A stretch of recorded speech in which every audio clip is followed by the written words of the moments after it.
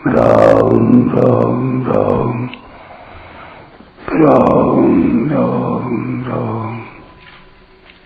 राम राम राम नारायण नारायण। संबंध। अब आगे के 35वें श्लोक में भगवान अर्जुन की मान्यता का अनुमोदन करते हुए मन के निग्रह के उपाय बताते हैं।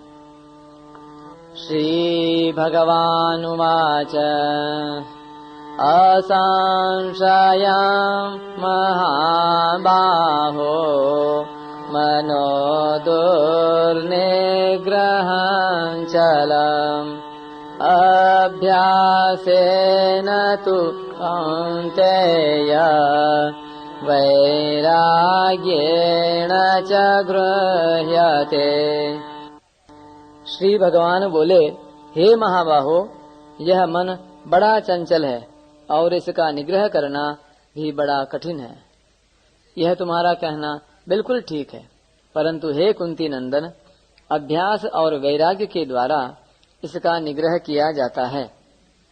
व्याख्या। असंशयम महाबाहो मनो दुर्निग्रहं चलम। यहाँ महाबाहो संबोधन का तात्पर्य शूरवीरता बताने में है, अर्थात अभ्यास करते हुए कभी उकताना नहीं चाहिए। अपने में धैर्य पूर्वक वैसी ही शूरवीरता रखनी चाहिए। अर्जुन ने पहले चंचलता के कारण मन का निग्रह करना बड़ा कठिन बताया। उसी बात पर भगवान कहते हैं कि तुम जो कहते हो वह एकदम ठीक बात है, निसंदिग्ध बात है, क्योंकि मन बड़ा चंचल है और इसका निग्रह करना भी बड़ा कठिन है। अभ्यासेन तु कौन्तेय वैराग्येण च गृह्यते। अर्जुन की माता कुंती बहुत विवेकवती तथा भोगों से विरक्त रहने वाली थीं। कुंती ने भगवान श्री कृष्ण से विपत्ति का वरदान मांगा था।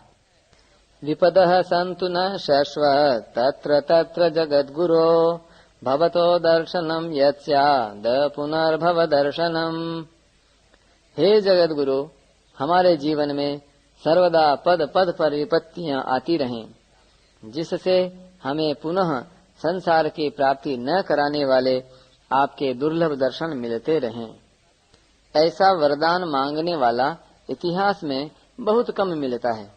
अतः यहाँ कौन्तेय संबोधन देकर भगवान अर्जुन को कुंती माता की याद दिलाते हैं कि जैसे तुम्हारी माता कुंती बड़ी विरक्त है, ऐसे ही तुम भी संसार से विरक्त होकर परमात्मा में लगो, अर्थात मन को संसार से हटाकर परमात्मा में लगाओ। मन को बार बार ध्येय में लगाने का नाम अभ्यास है। इस अभ्यास की सिद्धि समय लगाने से होती है। समय भी निरंतर लगाया जाए, रोजाना लगाया जाए। कभी अभ्यास किया कभी नहीं किया ऐसा नहीं हो। तात्पर्य है कि अभ्यास निरंतर होना चाहिए और अपने ध्येय में महत्व तथा आदर बुद्धि होनी चाहिए। इस तरह अभ्यास करने से अभ्यास दृढ़ हो जाता है। अभ्यास के दो भेद हैं। पहला, अपना जो लक्ष्य ध्येय है उसमें मनोवृत्ति को लगाए और दूसरी वृत्ति आ जाए, अर्थात दूसरा कुछ भी चिंतन आ जाए उसकी उपेक्षा कर दे, उससे उदासीन हो जाए। दूसरा, जहाँ जहाँ मन चला जाए वहाँ वहाँ ही अपने लक्ष्य को, इष्ट को देखे। उपर्युक्त दो साधनों के सिवाय मन लगाने के कई उपाय हैं। जैसे एक, जब साधक ध्यान करने के लिए बैठे तब सबसे पहले 2-4 श्वास बाहर फेंककर ऐसी भावना करे कि मैंने मन से संसार को सर्वथा निकाल दिया। अब मेरा मन संसार का चिंतन नहीं करेगा, भगवान का ही चिंतन करेगा और चिंतन में जो कुछ भी आएगा वह भगवान का ही स्वरूप होगा। भगवान के सिवाय मेरे मन में दूसरी बात आ ही नहीं सकती। अतः भगवान का स्वरूप वही है जो मन में आ जाए, और मन में जो आ जाए वही भगवान का स्वरूप है। यह वासुदेवः सर्वम का सिद्धांत है। ऐसा होने पर मन भगवान में ही लगेगा, और लगेगा ही कहाँ। दूसरा, भगवान के नाम का जप करे, पर जप में दो बातों का ख्याल रखे। एक तो नाम के उच्चारण में समय खाली न जाने दे, अर्थात राम राम। इस तरह नाम का भले ही धीरे धीरे उच्चारण करे, पर बीच में समय खाली न जाने दे और दूसरे नाम को सुने बिना न जाने दे, अर्थात जप के साथ साथ उसको सुने भी। तीसरा, जिस नाम का उच्चारण किया जाए मन से उस नाम की निगरानी रखे, अर्थात उस नाम को अंगुली अथवा माला से न गिनकर मन से ही नाम का उच्चारण करे और मन से ही नाम की गिनती करे। चौथा, एक नाम का तो वाणी से उच्चारण करे और दूसरे नाम का मन से जप करे। जैसे वाणी से तो राम राम राम का उच्चारण करे और मन से कृष्ण कृष्ण कृष्ण का जप करे। पांचवा, जैसे राग रागिनी के साथ बोलकर नाम का कीर्तन करते हैं, ऐसे ही राग रागिनी के साथ मन से नाम का कीर्तन करे। छठा, चरणों से लेकर मुकुट तक और मुकुट से लेकर चरणों तक भगवान के स्वरूप का चिंतन करे। सातवां, भगवान मेरे सामने खड़े हैं ऐसा समझकर भगवान के स्वरूप का चिंतन करे। भगवान के दाहिने चरण की 5 अंगुलियों पर मन से ही 5 नाम लिख दे। अंगुलियों के ऊपर का जो भाग है उस पर लंबाई में 3 नाम लिख दे। चरणों की पिंडी का जो आरंभ है उस पिंडी की संधि पर 2 नामों के कड़े बना दे। फिर पिंडी पर लंबाई में 3 नाम लिख दे। घुटने के नीचे और ऊपर एक एक नाम का गोल कड़ा बना दे, अर्थात गोलाकार नाम लिख दे। उरु यानी जंघा पर लंबाई में 3 नाम लिख दे। आधी दाहिने तरफ की कमर में 2 नामों की करधनी बना दे। 3 नाम पसली पर लिख दे, 2 नाम कंधे पर और 3 नाम बाजू पर यानी भुजा के ऊपर के भाग पर लिख दे। कोहनी के ऊपर और नीचे 2-2 नामों का कड़ा बना दे। फिर 3 नाम कोहनी के नीचे पौंचा से ऊपर के भाग पर लिख दे। पौंचा में 2 नामों का कड़ा बना दे तथा 5 अंगुलियों पर 5 नाम लिख दे। गले में 4 नामों का आधा हार और कान में 2 नामों का कुंडल बना दे। मुकुट के दाहिने आधे भाग पर 6 नाम लिख दे, अर्थात नीचे के भाग पर 2 नामों का कड़ा, मध्य भाग पर 2 नामों का कड़ा और ऊपर के भाग पर 2 नामों का कड़ा बना दे।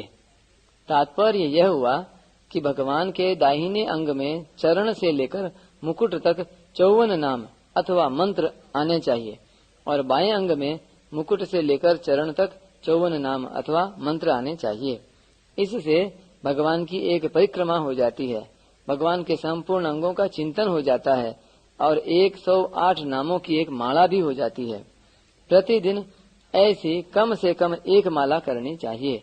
इससे अधिक करना चाहे तो अधिक भी कर सकते हैं। इस तरह अभ्यास करने के अनेक रूप, अनेक तरीके हैं। ऐसे तरीके साधक स्वयं भी सोच सकता है। अभ्यास की सहायता के लिए वैराग्य की जरूरत है, कारण कि संसार के भोगों से राग जितना हटेगा मन उतना परमात्मा में लगेगा। संसार का राग सर्वथा हटने पर मन में संसार का राग पूर्वक चिंतन नहीं होगा। अतः पुराने संस्कारों के कारण कभी कोई स्फुरना हो भी जाए तो उसकी उपेक्षा कर दे, अर्थात उसमें न राग करे और न द्वेष करे, फिर वह स्फुरना अपने आप मिट जाएगी। इस तरह अभ्यास और वैराग्य से मन का निग्रह हो जाता है, मन पकड़ा जाता है। वैराग्य होने के कई उपाय हैं, जैसे 1. संसार प्रति क्षण बदलता है और स्वरूप कभी भी तथा किसी भी क्षण बदलता नहीं, अतः संसार हमारे साथ नहीं है और हम संसार के साथ नहीं हैं। जैसे बाल्यावस्था, युवावस्था हमारे साथ नहीं रही, परिस्थिति हमारे साथ नहीं रही आदि, ऐसा विचार करने पर संसार से वैराग्य होता है। 2. अपने कहलाने वाले जितने कुटुंबी संबंधी हैं वे हमारे से अनुकूलता की इच्छा रखते हैं, तो अपनी शक्ति, सामर्थ्य, योग्यता, समझ के अनुसार उनकी न्याय युक्त इच्छा पूरी कर दे और परिश्रम करके उनकी सेवा कर दे। परंतु उनसे अपनी अनुकूलता की तथा कुछ लेने की इच्छा का सर्वथा त्याग कर दे। इस तरह अपनी सामर्थ्य के अनुसार वस्तु देने से और परिश्रम करके सेवा करने से पुराना राग मिट जाता है और उनसे कुछ भी न चाहने से नया राग पैदा नहीं होता। इससे स्वाभाविक संसार से वैराग्य हो जाता है। तीसरा, जितने भी दोष, पाप, दुख पैदा होते हैं वे सभी संसार के राग से ही पैदा होते हैं और जितना सुख शांति मिलती है वह सब राग रहित होने से ही मिलती है। ऐसा विचार करने से वैराग्य हो ही जाता है।